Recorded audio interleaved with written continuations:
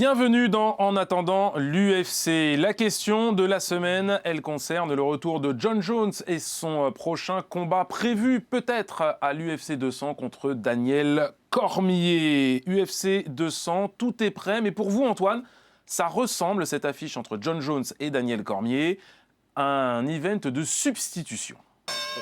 On est d'accord, l'UFC 200, c'est censé être la consécration pour l'UFC. Rendez-vous compte, 200 événements qu'ils ont organisés. Personne n'y croyait après le 3e événement.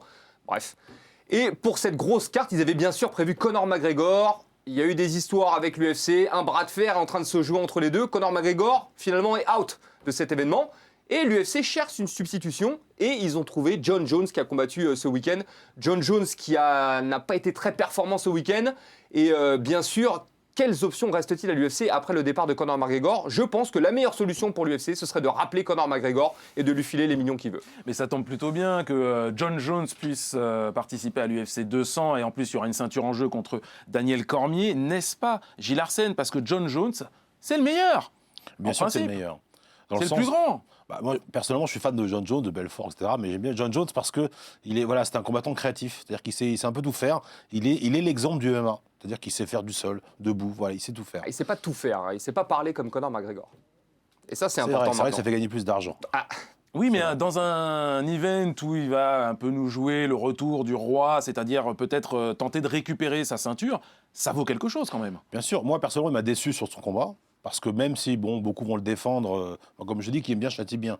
Moi, il m'a déçu. Ok, Saint-Pro n'était pas bon, il était là, il a eu le trac, il a défendu beaucoup. 3 semaines de préparation, il s'est dit, je vais essayer de tenir contre lui. Voilà, on a un peu près compris le combat. Sinon, comme l'avait dit tout à l'heure Antoine, il aurait été beaucoup plus agressif dès le départ. Donc, il a défendu, et finalement, il n'a pas trop mal défendu. Il a sauvé les meubles, comme on dit. Et Jones, finalement, n'a pas été si bon que ça. Alors oui, c'est vrai que pour faire un combat, il faut être deux. Mais Jones, moi, je trouve que pour le plus fort, finalement, il n'a pas été si brillant que ça. Et l'autre, il n'a pas été très bon. Et voilà. Donc, résultat mitigé pour moi. Mais Antoine, pour que ce soit une vraie affiche, il va falloir effectivement, on le dit dans notre liner, tout est prêt, sauf les combattants.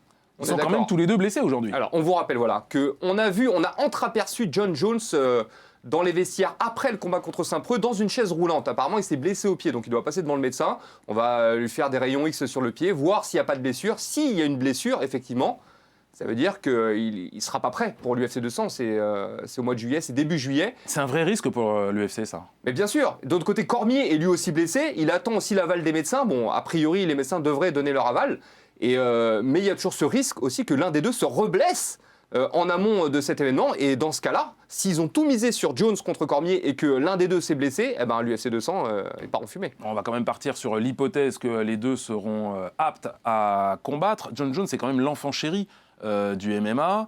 Les fans l'attendent, les fans ont envie de le voir affronter Cormier pour récupérer finalement son dû. Parce qu'on rappelle qu'il ne l'a pas perdu dans l'octogone. Bien sûr, et ce qui est intéressant en plus, c'est que même Cormier l'admet. Cormier veut battre Jon Jones, parce que c'est très bien que, certes, c'est les champions, en ce moment, ils sont un peu trash-talking tous les deux, mais il sait très bien qu'il faut qu'il le batte pour être le vrai champion. Et Jon Jones le sait aussi. Et Jon Jones veut lui prouver, en le battant à nouveau, que c'est lui les champions. Donc, on attend ce combat-là, eux l'attendent d'un point de vue sportif, nous on l'attend aussi d'un point de vue sportif, et évidemment aussi au niveau financier par rapport à l'UFC. Donc tout le monde attend ce combat.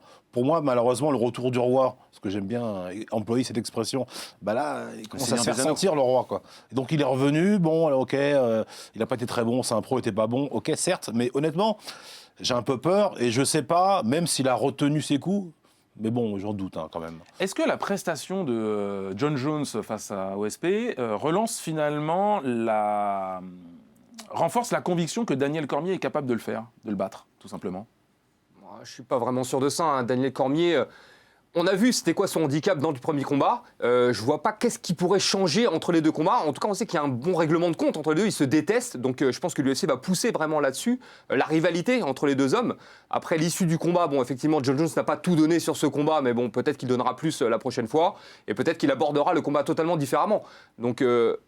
d'un point de vue qualité, effectivement, ce sera un beau combat, mais il y a beaucoup d'enjeux également, et c'est possible que ça nous fasse, comme disait notre ami Julien Lorcy, la montagne qui accouche d'une souris. Est-ce que l'UFC doit bastonner plus que jamais en marketing? On se souvient de ce qu'ils avaient été capables de faire pour Aldo contre McGregor. Est-ce que là, ça doit être plus fort parce que c'est l'UFC 200? Bien sûr, normalement c'est l'événement de l'année. Et puis surtout parce qu'il n'y a pas Conor McGregor. Donc là, il va falloir pousser 2 fois plus pour faire vendre les places. Et puis surtout, le fait qu'il n'y ait pas Conor McGregor, ça veut dire que dans les estimations, on peut supposer qu'il y aura moins de ventes de pay-per-view, que les billets, les prix des places seront un peu moins chers. Effectivement, donc un net manque à gagner pour l'UFC. Et mis à part Jones contre Cormier, parce qu'on ne parle que de Jones contre Cormier, mais si l'un ou l'autre ne peut pas être prêt pour le combat, il faudra peut-être appeler quelqu'un d'autre comme Georges Saint-Pierre, et je pense que c'est le seul qui pourrait sauver l'affaire. Ce sera le mot de la fin, signé Antoine Simon. Et pourquoi pas Georges Saint-Pierre à l'UFC 200. On verra bien où tout cela nous mènera. Merci Gilles. Avec plaisir. Merci Antoine. Merci David. Et puis on se retrouve la semaine prochaine avec d'autres débats sur l'UFC. Ciao.